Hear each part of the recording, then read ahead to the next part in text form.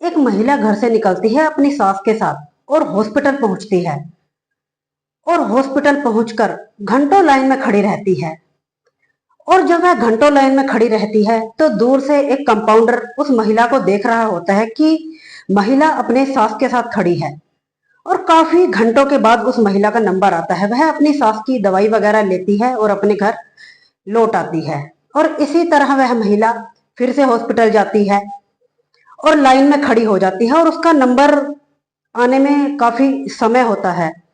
तभी कंपाउंडर उस महिला का नंबर जल्दी लगवा देता है।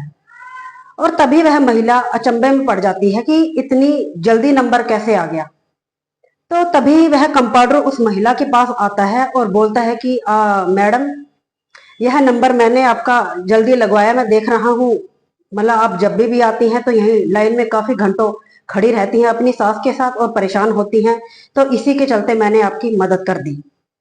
यहीं से उस महिला की और उस कंपाउंडर की दोस्ती शुरू होती है। दोस्ती गहरी होती चली जाती है। वह दोनों एक दूसरे को अपना नंबर देते हैं। और वहीं महिला जब दोबारा फिर से हॉस्पिटल जाती है तो कंपाउंडर को बोलती है कि अगर तुम्हारा मुझसे मिलने का मन है, तुम्हारी इच्छा है, तो मेरे घर चले आना। वह महिला अपना एड्रेस देती है, मकान नंबर बताती है और अपनी सास को लेकर घर आ जाती है। और वह कंपाउंडर एक दिन महिला के बताए हुए एड्रेस पर वहां पहुंच जाता है। एड्रेस होता है D 147, मकान का नंबर होता है। कंपाउंडर महिला के घर पहुंचता है और तभी उसकी सास दूसरे कमरे में सो रही होती है। जब वह कंपाउंडर उस महिला के साथ रूम में होता है तो अचानक से उसकी सास की आंख खुल जाती है। और वह तभी देखती है कि आखिरकार आवाजें कहां से आ रही हैं। बेटा तो अभी काम से आया नहीं है। बहू के कमरे से आवाजें आ रही हैं। वह देखती है, जाकर खिड़की थोड़ी खुली हुई होती है, उसमें से झांक कर देखती है। कंपाउंडर और अपनी बहू को आपत्तिजनक स्थिति में देखकर वह चौंक जाती है, हैरान हो जाती है। उसके पैरों तले जमीन खिसक जाती है। और वही कंपाउंडर की जब बुजुर्ग महिला पर नजर जाती है तो वह कंपाउंडर वहां से भाग निकलता है। बहू अपनी सास के पास रोती हुई आती है और बोलती है कि माँ, अगर आपने अपने बेटे को बताया तो मैं जहर खा लूंगी, अपनी जान दे दूंगी। उसकी सास डर जाती है और यही सोचती है कि पता नहीं कैसे ही बेटे की शादी हुई है, और अगर बहू घर छोड़ के चली गई तो भाई बेटे का घर बर्बाद हो जाएगा। और यही सब सोचकर उसकी सास चुप हो जाती है और अपनी जुबान पर ताला लगा लेती है। और यहीं से उस कंपाउंडर की और उसकी बहू की हिम्मत बढ़ती चली जाती है। और उस कंपाउंडर का जब भी मन करता है और वह उस महिला से मिलने के लिए मुंह उठाकर चला आता है। और इसी तरह वह दोनों मिलते जुलते हैं, रंग रलियां मनाते हैं। और उसकी सास वहीं बस अपने जुबान पर ताला लगाकर बैठी रहती है, क्योंकि वह कुछ कर नहीं पाती, मजबूर हो जाती है, क्योंकि उसकी बहू उसे मजबूर कर देती है। इसी तरह यह खेल चलता ही रहता है कि एक दिन उस महिला का पति अपनी नौकरी से जल्दी घर पहुंच जाता है। और जब वह बेल मारता है, एक बार, दो बार, तीन बार, तो उसकी माँ दरवाजा खोलती है। और वह जब अपने रूम में जाता है, कमरे में जाता है, अपनी पत्नी को उस कंपाउंडर के साथ आपत्तिजनक स्थिति में देखता है तो वह चौंक जाता है और अपनी पत्नी की काफी मार पिटाई करता है, काफी उसके साथ हाथापाई करता है। और वह कंपाउंडर वहां से भाग निकलता है। और वह तब से उसकी पत्नी अपने मायके चली जाती है। दोस्तों, आज की कहानी घटना को जब आप सुनेंगे, जानेंगे इसके पीछे की सच्चाई क्या है, इस कहानी को पूरा सुनेंगे तो सुनकर हैरान हो जाएंगे। आपके पैरों तले जमीन खिसक जाएगी। जिस तरह एक के बाद एक इस कहानी में हत्याएं होती हैं, वह वाकई में ही हैरान कर देने वाली बात है। तो चलिए दोस्तों, शुरुआत करते हैं। आज की सच्ची घटना गुजरात का अहमदाबाद थाना क्षेत्र ओडम में ही मकान नंबर D 147, 3 जून 2017 का दिन होता है।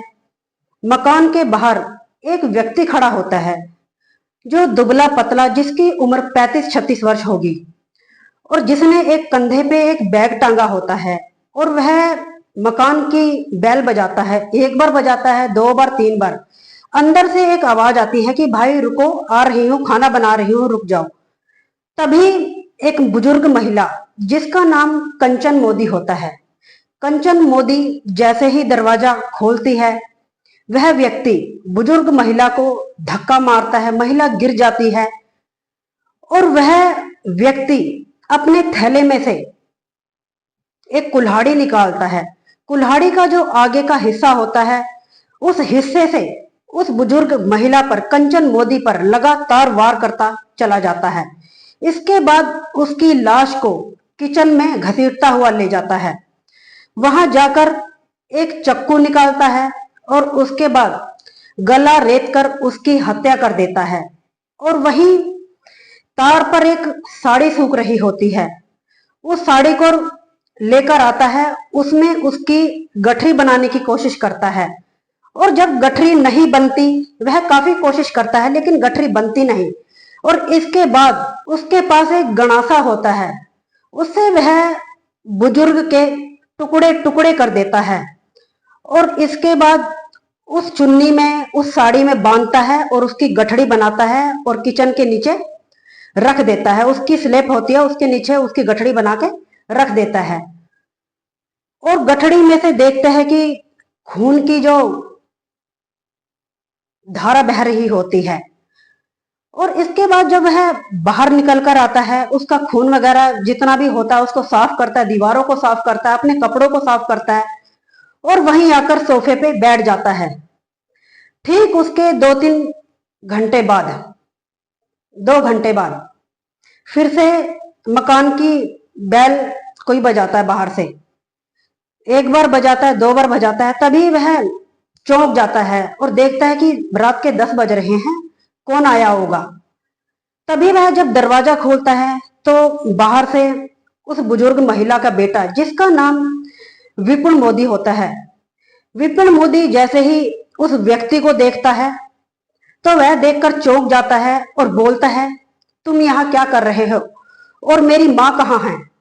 तो तभी वह व्यक्ति बोलता है कि तुम्हारी माँ किचन में है, जाओ उससे बात कर लो, तुम्हारा इंतजार कर रही है।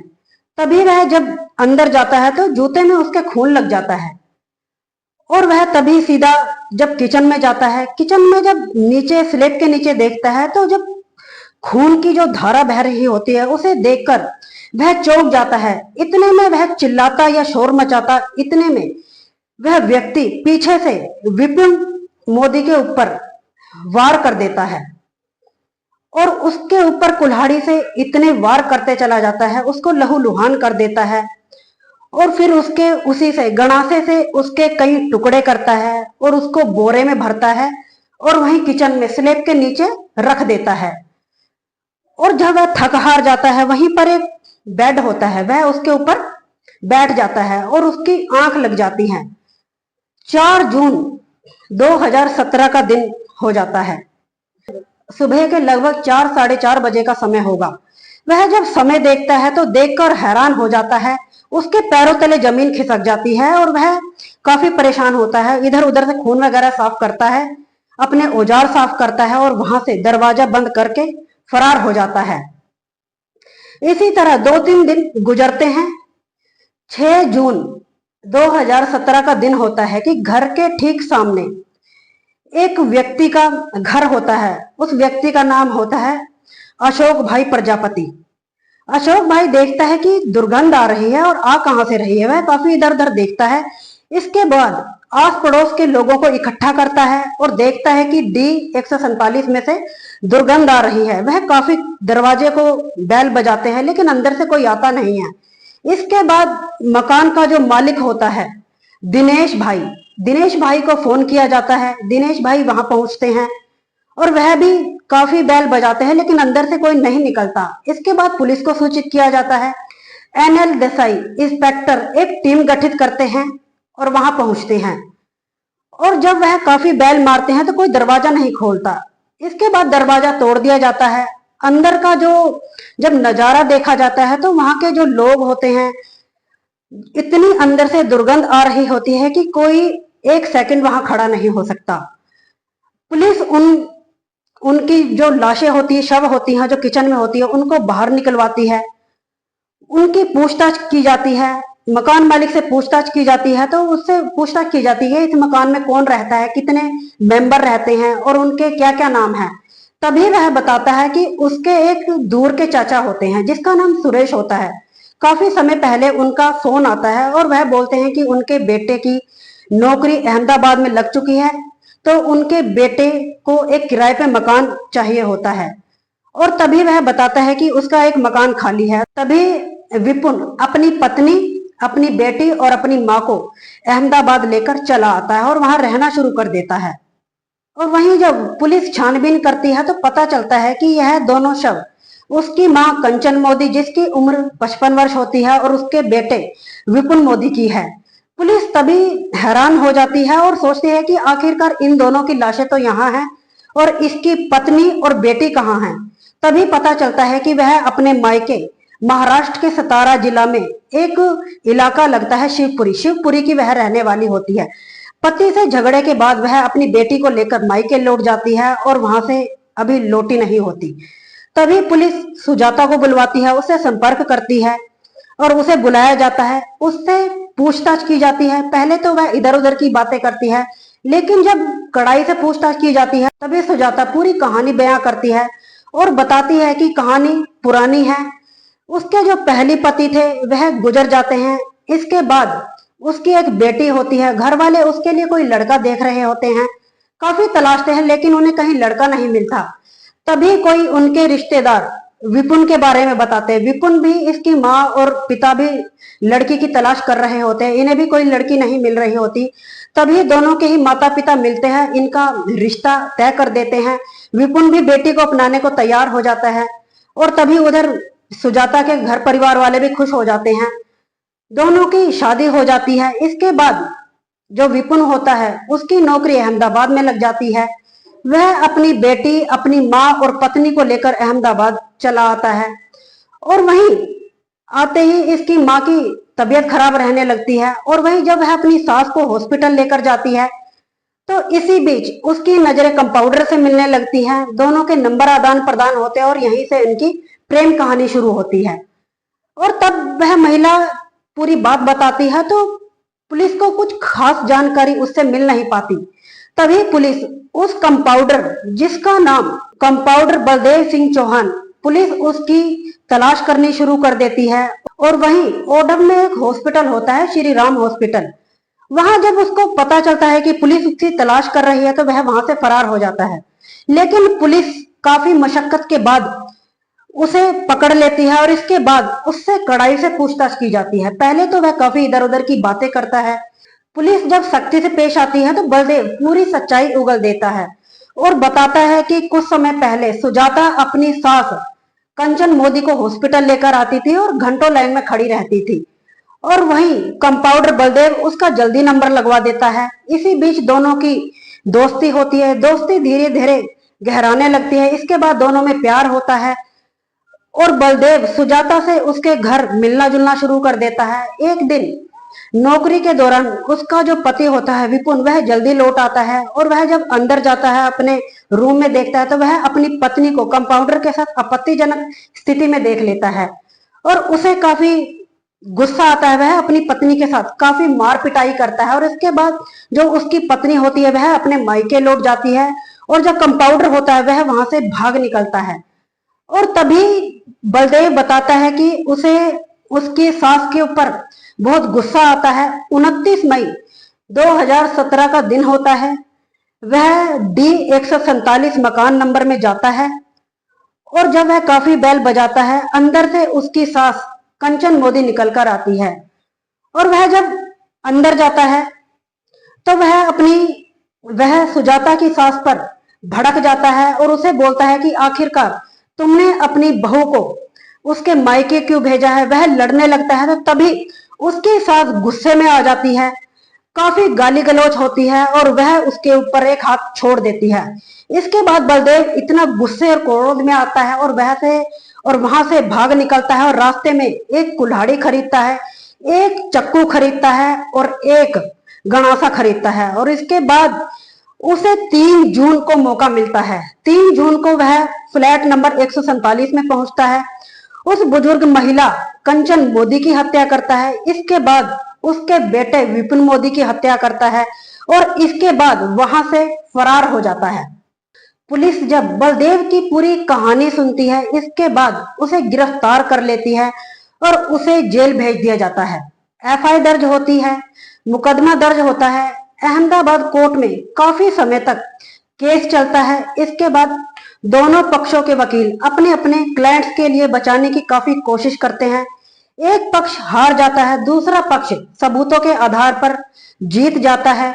8 जुलाई 2024 को बलदेव सिंह चौहान को दोषी करार दे दिया जाता है और वहीं सेशन कोर्ट 10 सितंबर 2024 को सेशन कोर्ट की तरफ से फैसला आता है, जज साहब इस व्यक्ति को तब तक फांसी पर लटका के रखो जब तक कि इसके प्राण ना निकल जाए।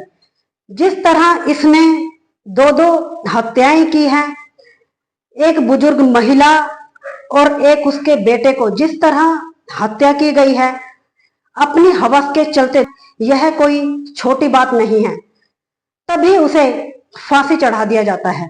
दोस्तों, इस घटना को सुनाने का उद्देश्य किसी का दिल दुखाना या किसी को परेशान करना नहीं है, बस आपको जागरूक करना है। आप इस घटना कहानी के बारे में क्या कहना चाहेंगे कमेंट सेक्शन में जरूर बताइएगा। अगर आपको यह कहानी कैसी लगी लाइक एंड कमेंट करें। ऐसे ही और सच्ची घटनाओं को जानने के लिए मेरे चैनल को सब्सक्राइब करें।